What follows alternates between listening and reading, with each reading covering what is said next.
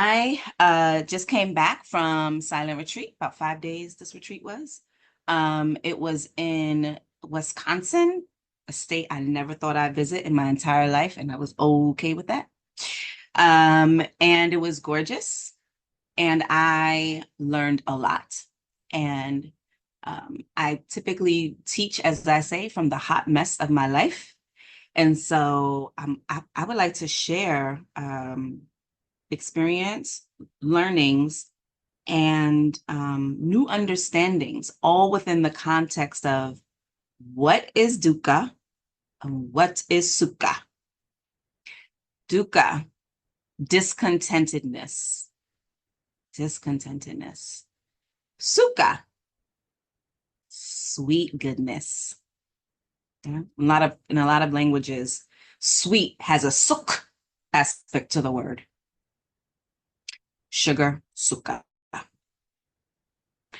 So before I went on retreat, my son, the 15-year-old, said to me random, we were like on our way to practice. He said, I quoted him, he said, "I wish I was still a baby or a soul." And I was a little bit, it's like, what is that talk? Right? I was like, what do you mean? And he said, "Being alive is so much work." And I said, "Ah, son, welcome to life." Yes, being alive is so much work. He's only 15, didn't even have the words for dukkha, this discontent. He was like, just take me back to before I came here, or just put me back in a baby body. Either one will work for me. It's amazing, right? And so that's the first noble truth. First noble truth is discontent, suffering, not liking is here. Now, more specifically, in the time of the Buddha, people were going around on ox carts and stuff. So a wheel is a very rudimentary thing without tar, without rubber, right? And it was a circle with spikes or spokes, I think they're called, and a hole in the middle, right? And through the hole in the middle would go the axle. And I'm sure craftsmen were trying to make sure that the axle and the hole were nice and smooth for a smooth turn and a smooth ride. Right? Dukkha is often described as an ill-fitting wheel where there's a constant irritation from the misalignment of life. Sukha is the sense of a good fit where there is just the suchness of this.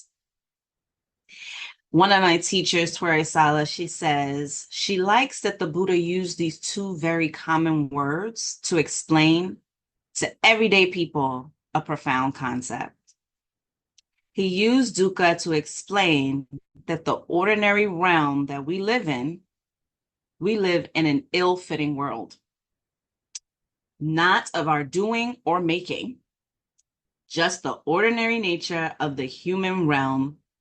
He pointed out it needs to be understood. And I would add, you have to just understand is almost like a form of acceptance, and then getting to really intimately know. That's understand for me, right? That it is that way.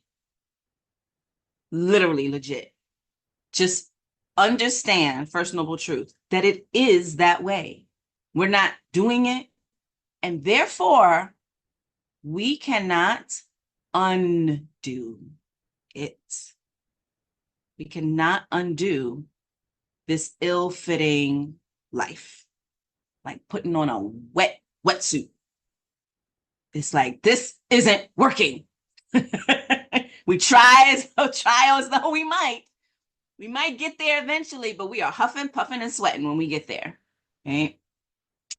And so she goes on to say, it needs to be understood not just on an intellectual level, but on a fundamental knowing acceptance of life.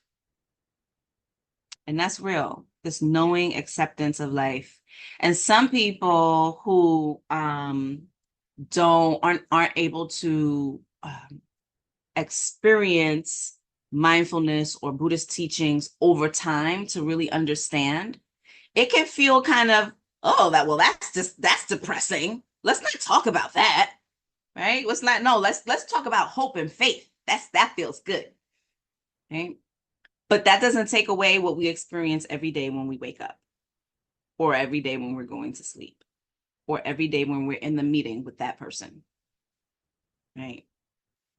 Understanding why we are feeling the discomfort that we're feeling and what to do about it, for me, is the saving grace. What is the cause of this, and what can I do about it?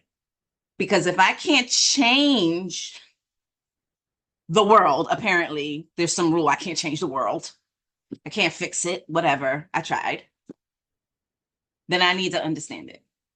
And I need to know what I can do for myself so I can get through it, right?